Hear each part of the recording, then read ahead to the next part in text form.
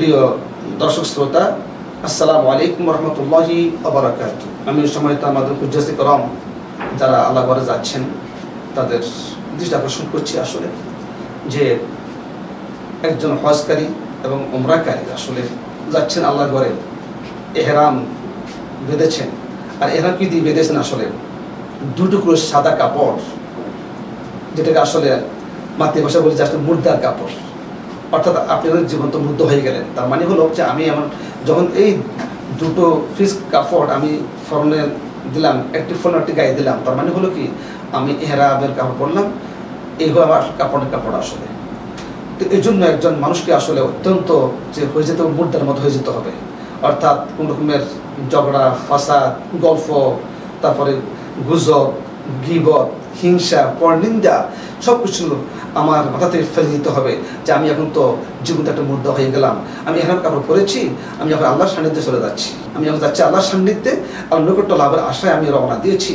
আমার জীবনের সব কিছু আমি ছেড়ে দিলাম, সব খারাপই কিছু দূর করে দিয়ে আমি ভালো দিয়ে চলে যাচ্ছি।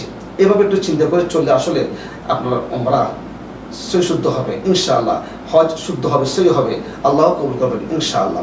তো এক্ষেত্রে আসলে একটি বিষয় আমরা লক্ষ্য রাখবো যে একজন উমরাকারী বা হজকারী তার বেশি প্রয়োজন তালবিয়া শিখে নেওয়া।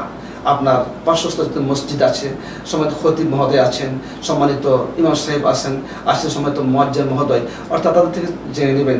এমনকি মাদ্রাসা আছে এবং শিক্ষক আছেন যিনি ভালো জানেন, তাদের সেটা আপনার জেনে নেবেন তালবিয়া এটা কি। লাব্বাইক আল্লাহুম্মা লাব্বাইক লাব্বাইক আল্লাহুম্মা লাব্বাইক লাব্বাইক লা শারীকা লাক লাব্বাইক ইন্নাল হামদা ওয়ান নি'মাতা লাকা ওয়াল মুলক লা শারীকা লাক। এই তালবিয়াটা শিখে নেবেন, শুদ্ধ করে পড়বেন ইনশাআল্লাহ।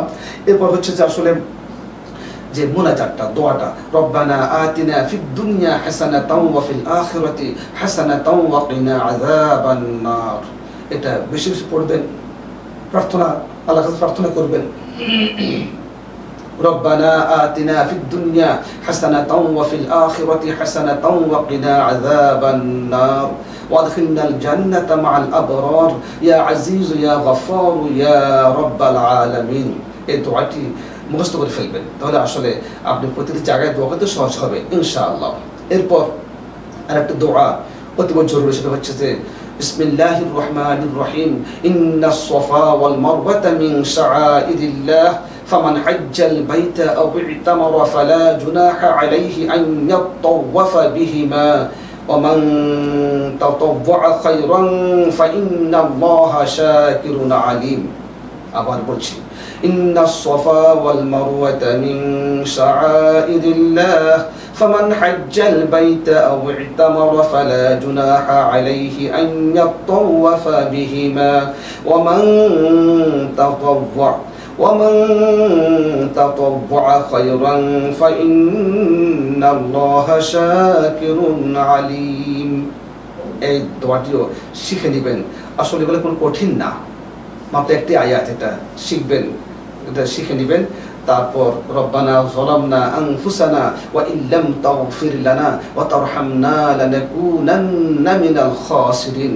এই দোয়াগুলো শিখে নেবেন, সময় আছে, আসলে সময় আছে, এগুলো শিখতে বেশি কোনো লম্বা সময় লাগবে না, আসলে শুধু ইচ্ছার ব্যাপার, মনের ব্যাপার, আসলে আর কিছুই না আসলে। কারণ আমরা অনেক লম্বা লম্বা গল্প আমরা মুখস্থ করি, ইতিহাস মুখস্থ করি, আমরা অনেক ইচ্ছা কাহিনী আমরা পড়ে থাকি, বলে থাকি, আসলে এটা তো মাত্র এক আয়াত, দুই আয়াত, তিন আয়াত, এটা কোনো ব্যাপার না, আসলে শুধু ইচ্ছার ব্যাপার, মনের ব্যাপার। আপনি চাইলে অবশ্যই আপনি এগুলো মুখস্থ করে নিতে পারবেন। আর যেহেতু হজে যাচ্ছেন, অবশ্যই এগুলো মুখস্থ করা অতীব জরুরি। যখন মুখস্থ থাকবে, যখন আপনি শুদ্ধ করে বলতে পারবেন, তাহলে আপনার দোয়া কবুল আলহামদুলিল্লাহ। কারণ এগুলো শুদ্ধ না হলে তো আপনার অর্থ পরিবর্তন হয়ে যেতে পারে, কারণ অশুদ্ধ হলে অর্থ অশুদ্ধ হয়ে যাবে, তখন তো অর্থ চেঞ্জ হয়ে যাবে। এই জন্য আমাদেরকে লক্ষ্য রাখতে হবে।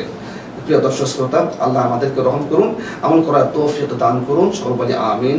ওয়া আখিরু দাওয়ানা আলহামদুলিল্লাহি রাব্বিল আলামিন। আসসালামু আলাইকুম ওয়া রাহমাতুল্লাহি ওয়া বারাকাতুহু।